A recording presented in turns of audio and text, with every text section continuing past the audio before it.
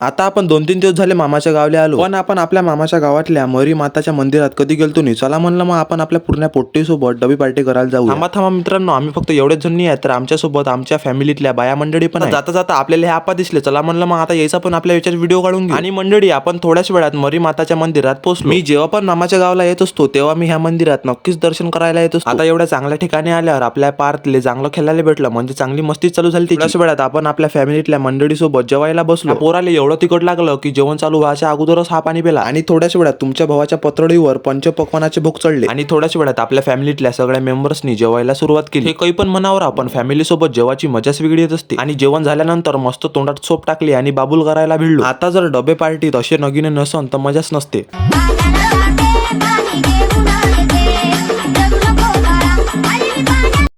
आता डान्स झाल्यानंतर मंथनच्या अंगात डायरेक्ट क्रिकेटरचा भूत चढला, म्हणजे विराट कोहलीचा भूत चढला. यार इस गेंद को जरा स्टैंड में पहुंचाइए, कुछ इस प्रकार से माही मार रहा है.